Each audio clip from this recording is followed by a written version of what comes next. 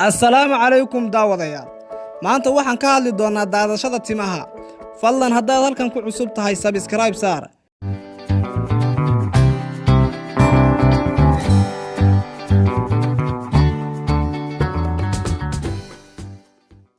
timuhu waxa ay ka daadan karaan madaxa iyo qaybaha kale ee jirka waxaana ka dhalataa waxyaabo badan sida dhaxalmo isbedel ku yimaado hormoonada jirka iyo xaalad kale oo caafimaad darro ama daawooyin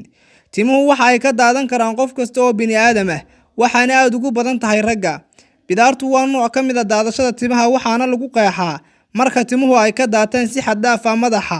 waxa ugu badan ee sabab bidaarta waa dhaxal inta badanna waxa ay la socotaa da'da qofka dadka qaar waxay door bidaan inay bidaarta sideeda u dhaafaan iyagoo aan daaweyn ama aan qarin halka kuwa kalena ay sameeyaan inay qariyaan oo ay xidhaan koofiyad sidaas la midana kuwa kale waxa ay ka hortagaan inay tinta ku hadhay ay ka daadato iyagoo isticmaalaya daawooyin ka hortaga daadashada timaha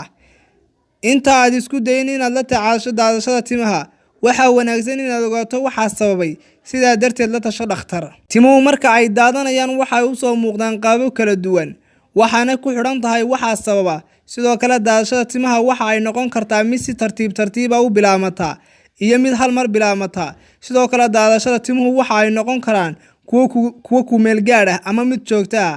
calaamadaha lagu garto daadashada timaha waxa kamid ah inay timuhu noqdaan kuwa dhuudhuuban waliba qaybaha sare ee madaxa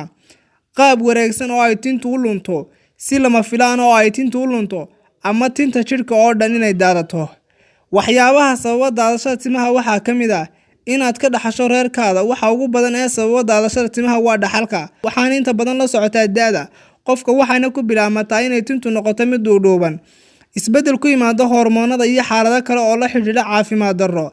xaalado kala duwan waxay sababi karaan inay timuhu daataan si ku meel gaar ah ama si joogto ah waxaana sababa isbedel ku yimaado hormoonada sida xilliyada uurka marka ilmuhu dhalanayo iyo marka ay dumarku dhalmada gooyaan sidoo kale waxaa jira caabuqyo ku dhaca maqaarka sababana inay tintu lunto caabuqaas waxaa loo yaqaanaa alopecia areata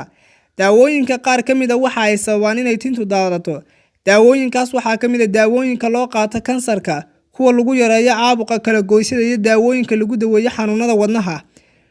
shucaacyada lagu daweeyo kansarka ku dhaca madaxa waxay sababaan inay tintu daadato sidoo kale walwalka badan waxa uu sababaa inay tintu lunto dadka khatarta ugu jira inay timuhu ka daataan dadka waalidiintoodu ay bidaarta leeyihiin dadka da'da ah dadka qaba sokorta dadka walwalka badan haddaba sidee looga hortagaa daadashada timaha si adag ha u xiirin timahaaga waa inaad timahaaga maydhaa mar kaste sidoo kale waa inaad isticmaashaa cuntooyinka sida kalluunka ay ku badan yihiin faytamiin A iyo faytamiin D isticmaal saliidda qumbaha iyo saliidda saytuunka aad baad u mahadsan tahay assalaamu calaykum waraxmatullaahi wabarakaatuh fadlan haddaad halkan ku cusub tahay subscribe saar haddaad fiidiyowan ka heshay like saar mahadsanid